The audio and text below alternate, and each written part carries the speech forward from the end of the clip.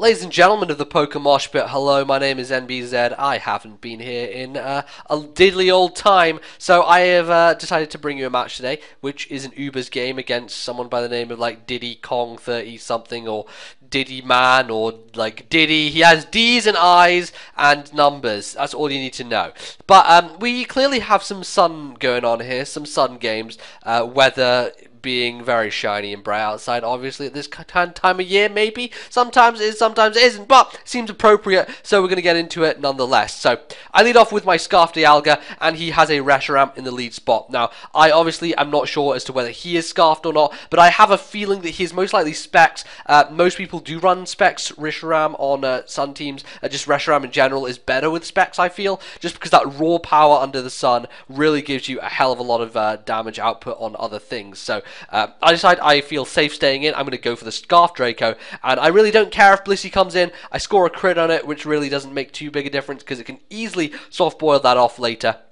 And I decide to go into my Groudon. Now, he actually switches on the same turn as I do, and I guess what he was thinking was he could take advantage of the special attack drop and go for the Stealth Rock as I had to switch.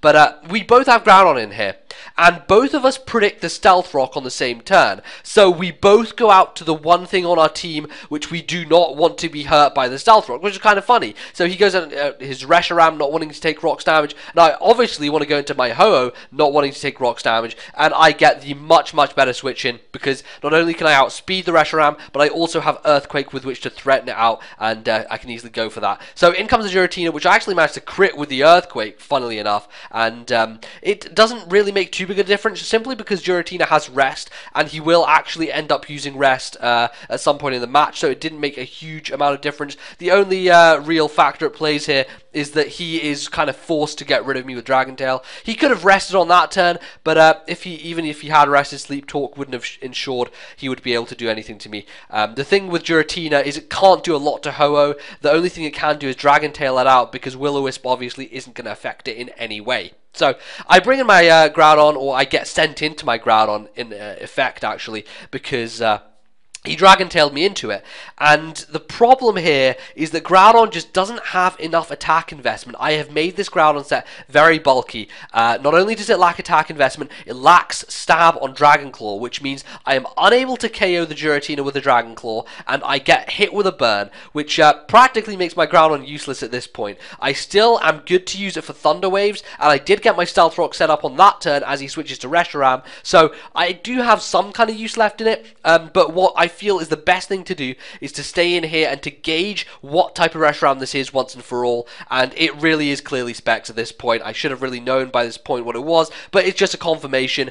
He takes me clean out. If he hadn't done, I would have been able to hit him with a Thunder Wave and just made my job a lot easier, because, you know, Ho-Oh could have come in and easily just revenge killed it with an Earthquake. So he actually is able to outspeed me. I guess that my Ho-Oh isn't running as much speed as I think it has. But thankfully, because he got the special attack drop on the first turn, he is unable to KO Ho-Oh. I live with 26. I tell you, ladies and gentlemen, that things in Ubers do live when you do not expect them to. However, I did expect Ho-Oh to live that hit, simply because Ho-Oh's special defense is pretty much through the roof. It's one of the best special defenses in the game.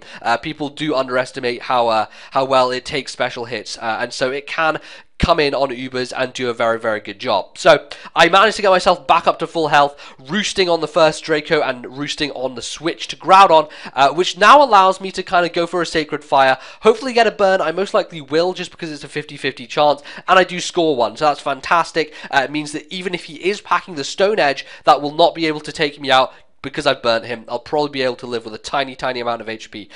He in fact decides to go for the Thunder Wave, so I'm guessing that this Groudon is more of a set kind of like mine, very defensive based, with T-Wave, Dragon Claw, Earthquake, and Stealth Rock, which he actually decides to set up on that turn. So I'm actually not going to be able to find out what his two offensive moves are, because a second Sacred Fire, after taking into account the burn damage, is going to be able to clean the Groudon out. So I'm looking okay here, not too shapely, but he brings in Giratina, which isn't, well, I guess it makes sense in this scenario because he's able to get up the rest. The thing that I question from him is the fact that he decides to stay in with Giratina on Ho-Oh. Now, as I established previously, Giratina does not have anything that can really really do to hit Ho-Oh hard. The only thing he can do is hope to get the Sleep Talk Dragon Tail and phase me out, which would will basically cripple me for the rest of the game, because at this point my health is almost at half, and if I were to come back in, I would definitely be at the killable range, right low in the red because of Stealth Rock. So he just decides to stay in here. I guess he just decides to keep sleep talking, or something like that. I'm not really sure what he was doing, because it doesn't really make much sense to me. But he decides to leave Giratina here. He isn't waking up anytime soon. I guess the next turn he would do, or a turn after that. But I'm just cleaning him out with the Brave Birds. Another Brave Bird will kill him from that range. And this is also something I question. Why he sent Reshiram in on my Ho-Oh, knowing perfectly well that he would probably die from the hit. I'm not quite sure why he did that. Maybe he was banking on the paralysis, and he thought that Giratina was more useful to him. Though Giratina now has its sleep turns reset, so when it comes back in, it's going to have to sleep for 2 more guaranteed turns, which I personally would have sacked Giratina, then brought in Reshiram fresh and been able to get the KO off. But unfortunately, he's going to waste his real powerhouse in Spectre Reshiram, and I am going to bring in my own Spectre Reshiram to threaten him.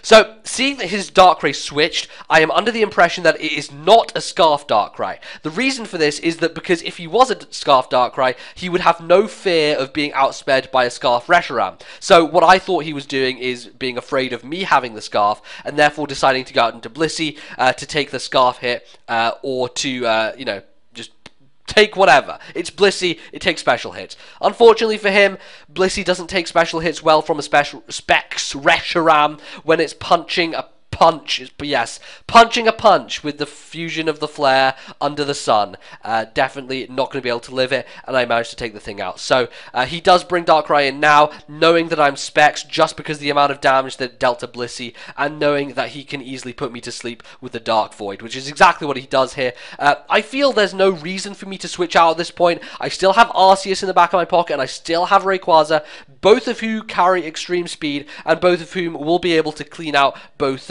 this Darkrai and also the Giratina, because it is such low health and it's asleep. So I'm going to go into my Dialga here. That is the third thing that I do have left, and Dialga, obviously being Scarfed, will be able to outspeed this Darkrai because he has revealed the Life Orb, and I can go for the free Draco Meteor without any risks on my kind of side of the field.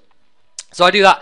Giratina comes in and dies. As you can see, he really didn't achieve much by saving it. As I said previous, if he had sacked it, he may well have put himself in a little bit of a better position than he was in. But I guess that's how it goes sometimes. The one threat that he does have left, however, is Blaziken. And I'm a little bit afraid of Blaziken. I know that with +1 speed and with a Sword Stance or something in the sun, with High Jump Kick, with Flare Blitz, it's a pretty offensively power-based thing which kills things really well, even in Ubers. So I actually managed to outspeed him. I kind of find that surprising that Scarf Dialga outspeeds +1 Blaziken, but I guess that the base speed of Dialga is higher than Blaziken, so it makes sense that it would do. I actually managed to get off a -2 Draco, which, though it doesn't kill him, it leaves him in the perfect range for Rayquaza to come in here and go for the extreme speed with which I'll be able to finish him off. I only have Rayquaza left, and I also have Arceus, and this is why, obviously, I've said this many times before, I've used this, not this team, but I always use Arceus, and I always use Choice Band or Rayquaza, because they are such potent late game sweepers. Extreme Speed is a move that should be feared in Ubers, and lots of things are frail. I mean, Skymin's frail, Darkrai's relatively frail, you've got Deoxys forms that are frail. Lots of things are susceptible to Extreme Speed in Ubers, which is exactly why I carry it on 2 pokes individually, and they usually, more than likely, clean up at the end of the game, which is exactly what happened there. Rayquaza cleans out his last 2 dudes, and I am left with the big W. So I hope you guys enjoyed this match. If you did, feel free to check out my own channel. That link will be down in the description below, and I generally upload content of this nature semi-regularly to regularly to very regularly. It depends on my mood at the time. I will see you guys next time on the PokeMoshPit. Until then, thank you very much for watching, and goodbye.